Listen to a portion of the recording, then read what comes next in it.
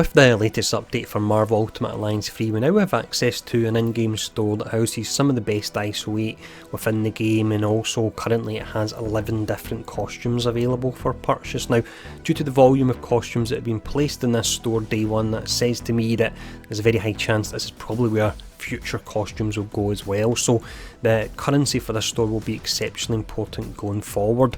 Now, on the back of that, I've had quite a few requests to do a video in regards to the best place to farm the currency for this store. I hadn't really had time to go into the game and play around and find out what would be the best option, but today I was contacted by Crispin R on Discord, and Crispin actually done a video showing the best place he was able to find at that point in time for farming the currency. So it was in the Nightmare Story mode, and it was up against the Thanos and Fane boss fight. Now I reckon, if I remember right, it was round about 5-6 minutes he said it took, and he was getting 170 of the currency every time he was doing that. So I actually recorded a video talking all about this because Crispin wanted me to signal boost this, and then when I finished the video he actually mentioned that in testing it might actually be the case that levels where there's a high density of elites could actually be better. So I had to go back to the drawing board there, but I've managed to find a node that's got a high density of elites, and running through it a few times on average I was looking at round about 210 of the tokens in roughly 2.5-3 minutes, so it looks to be incredibly efficient. So in this video, what I'm going to do firstly is just quickly show off the store and talk about the important items you want to start saving up for, and then once we've done that I'll show off the gameplay and where I went to farm. But before we do that, thanks to Crispin for contacting me in the first instance to make me aware that story mode was the place to go for this. But let's jump in and check out the store first.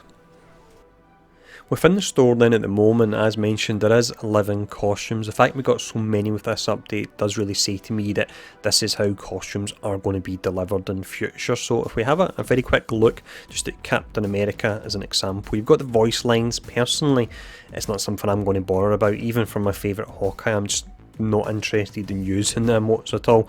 But if we go down to the bottom, because I've bought the costumes already, you can see there's 2 available for Cap here, and they cost 400 of the shield tokens each. So that would be 800 in total for just a single character due to the recolours.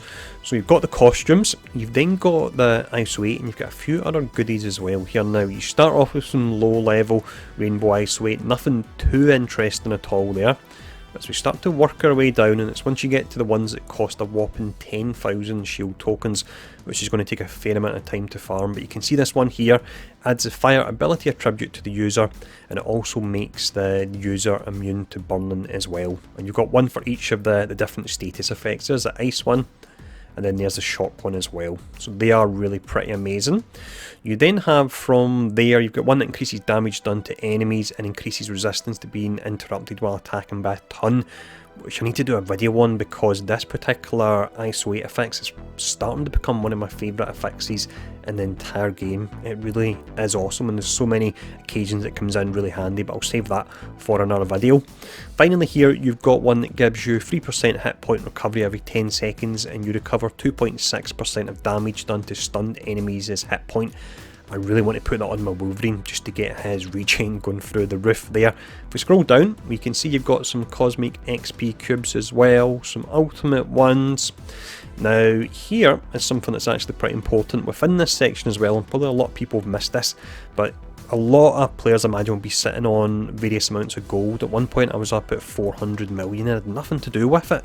But from here you can buy the enhanced XP cubes with gold, and it's really good for getting your heroes up to level 150 since a level cap increase. If we scroll down, you can see you've got the ISO 8 fragments. I've literally got millions of these as well, I believe, so it's not something that I think you would need to buy in any way. And then there we go, and I've purchased the enhancement points as well. It costs 1,000 and it gives you 100 of those points. But that's everything within the store. As you can see, there's some really pretty important stuff there, so finding the best way to actually farm this is going to be important moving forward as well. So let's jump in and I'll show you how to do that. And once again, credit to Crispin for reaching out to me and giving me this information in the first instance.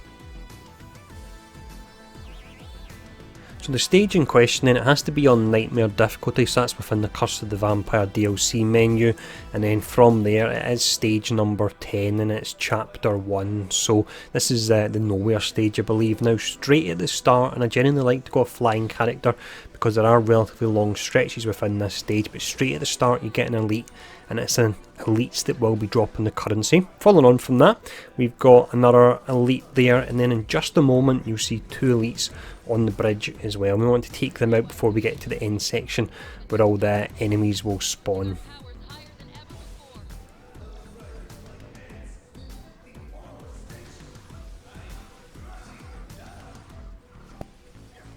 And there we go, that's him down. So we head into the final area now. There's quite a few minions here that you won't really be getting any currency for, so you want to take them out as quickly as possible. So that's why you have a trash clearing character. Star-Lord is exceptionally good at doing that, and he's actually really good at taking out the elites, which you'll see in a moment. But using this method then, it's round about 210 tokens I was getting an average in a 2 minutes 30 run, including load screens, because after you defeat all these elites you have to go up the lift into the next stage, and you must exit the game via the shield supply point. If you don't do that, it won't actually save your currency, so that is exceptionally important. But use this method that I've shown off here, you'll be able to farm roughly about 5,000 of the shield tokens per hour, which if you compare that to how much you would get running the likes of gauntlet mode, you don't get anything even close to this. So this seems without a doubt to be the best option to go for. But there we go, that's the best way to farm the new shield tokens. I hope the video's been helpful. Once again, thanks to Crispin for starting the conversation around this, and I'll actually put a link to his channel in the comments below, so if you want to check that out and drop a subscribe for him, because his content's really great for someone that's just started doing it, then feel free to do that. And thanks for tuning in, and I'll see you all again soon.